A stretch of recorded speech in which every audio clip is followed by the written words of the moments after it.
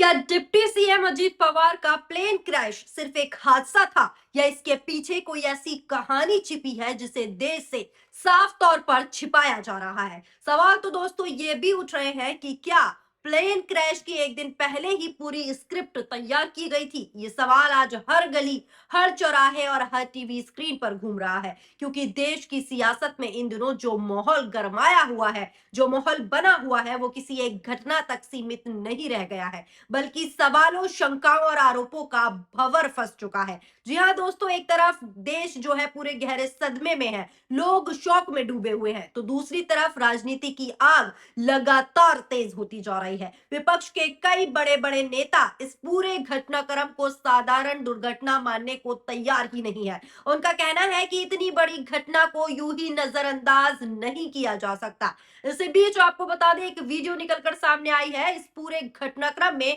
Social media में जो है आग में घी डालने का काम किया है। पहले आप इस वीडियो पर नजर डालिए कि क्या वीडियो जो तेजी से वायरल हो रहा है सोशल मीडिया पर, वो आखिर है क्या। नजर डालिए इस वीडियो पर।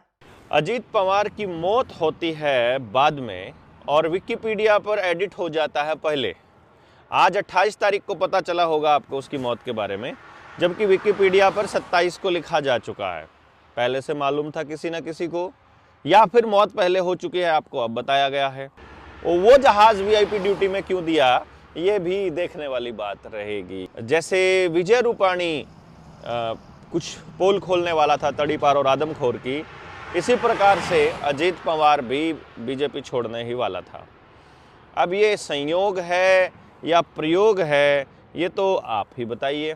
तो दोस्तों, देखा आपने वीडियो की किस तरीके से सवाल अब खुलकर सामने आ रहे हैं। सोशल मीडिया पर लोग चर्चाएं कर रहे हैं और इस घटना को घटना नहीं मान रहे हैं। इसी बीच एक दावा तेजी से वायरल होने लगा है कि डिप्टी सीएम शरद पवार का निधन पहले ही हो गया था। इसके सबूत के तौर पर विकिपीडिया का एक स्क्रीनशॉट तेजी से वायरल किया गया। जी हाँ दोस्तों, स्क्रीन पर चल रहे आप स्क्रीनशॉट को ध्यान से देखिए। ध्यान से देखिए इस स्क्रीनशॉट को। इसमें साफ साफ ये स्पष्ट तौर पर लिखा है कि विकिपीडिया पर अजीत पवार की मौत की खबरें हादसा होने से पहले ही दे दी गई थी। इसमें कथित तौर पर 27 जनवरी को ही मौत की जानकारी अपडेट दिखाई गई। इस स्क्रीनशॉट ने लोगों को पूरी तरीके से चौंका दिया है और सवालों की बाढ़ आ चुकी है। लोग पूछने लगे कि अगर ये स्क्रीनशॉट गलत है, अगर ये गलत जानकारी है, तो ये आई कैसे, और अगर सही है तो फिर अब तक सच क्यों छुपाया जा रहा है। सोशल मीडिया पर यह चर्चा तेज हो गई है कि कुछ तो ऐसा है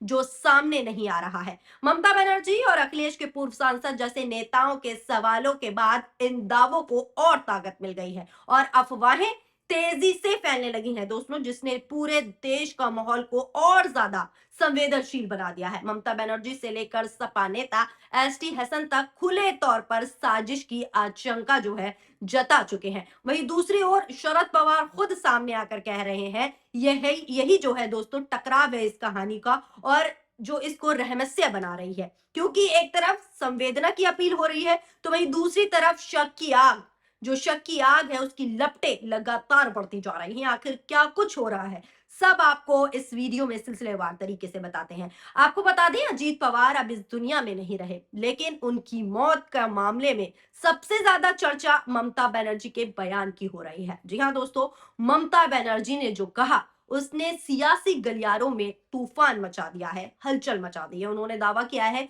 कि उन्हें 2 दिन पहले ही जानकारी मिली थी कि अजीत पवार भारतीय जनता पार्टी छोड़ने वाले हैं और इसके ठीक बाद ये घटना हो गई। ममता ने किसी का नाम नहीं लिया, लेकिन उनका इशारा इतना साफ था कि सवाल अपने आप खड़े हो गए। जी हाँ दोस्तों, उन्होंने ये भी कहा कि उन्हें किसी जांच एजेंसी पर बिल्कुल भी भरोसा नहीं है और इस मामले की जांच खुद सुप्रीम कोर्ट की निगरानी में होनी चाहिए। ये बयान ममता ने दिए। ये बयान आते ही सोशल मीडिया से लेकर टीवी स्टूडियो तक एक ही सवाल गूंजने लगा, क्या ये सिर्फ और सिर्फ संयोग है या फिर इसके पीछे कोई गहरी सियासी चाल छुपी हुई है। ममता बनर्जी के बयान ने इस मामले को सीधे सीधे राजनीतिक तूफान में बदल दिया है और अब ये चर्चा सिर्फ और सिर्फ हादसे की नहीं रही, बल्कि सत्ता और साजिश की होने लगी है। जी हाँ दोस्तों, आपको बता दें, ममता के साथ साथ सोशल मीडिया पर भी लोग मुखर होकर सवाल कर रहे हैं और कह रहे हैं कि क्या ये संयोग है या फिर प्रयोग। ममता के बाद सपा नेता एसटी हसन का भी बयान जो है निकलकर सामने आया है, जिसने शक को और मजबूत कर दिया है। उन्होंने अपने बयानों में क्या कुछ कहा है, एक बार इस वीडियो पर भी नजर डालिए। जब भी कोई हादसा होता है या कोई एक्सीडेंट होता है तो एक एंगल ये भी देखा जाता है कि किसी ने कराया तो नहीं है, कोई साजिश तो नहीं है। अब ये तो इंक्वायरी के बाद ही कुछ पता चलेगा कि क्या मसला था, क्या सिर्फ एक्सीडेंट था या कोई साजिश थी।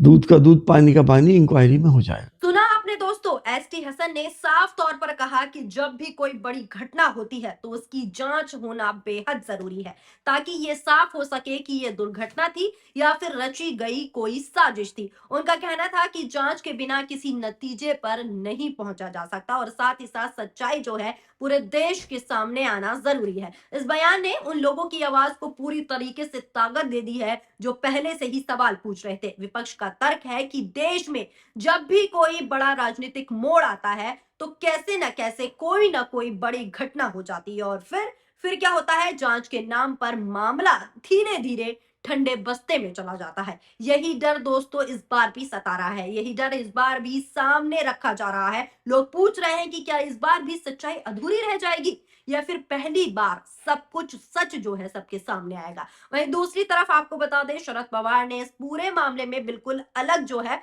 रुख अपना लिया है। उन्होंने रुख अपनाते हुए कहा है कि तकनीकी जांच एजेंसियों पर भरोसा रखा जाना चाहिए और बेवजह के कयास, बेवजह के इल्जामात नहीं लगाना चाहिए। लेकिन सवाल दोस्तों यही है कि जब खुद विपक्ष के बड़े बड़े चेहरे साजिश की बात कर रहे हैं तो क्या सिर्फ और सिर्फ भरोसे की अपील से लोगों के मन में जो सवाल उत्पन्न हो रहे हैं वो शांत हो जाएंगे या फिर नहीं? यही सवाल अब आम लोगों के मन में घर कर चुका है, क्योंकि संवेदना और संदेह के बीच की लड़ाई है ये। हर दिन और तेज होती जा रही है ये लड़ाई, हर दिन माहौल गरमाया जा रहा है और हर दिन नए सवाल आ रहे हैं। अब देश के सामने सबसे बड़ा सवाल यही है कि सच्चाई आखिर क्या है?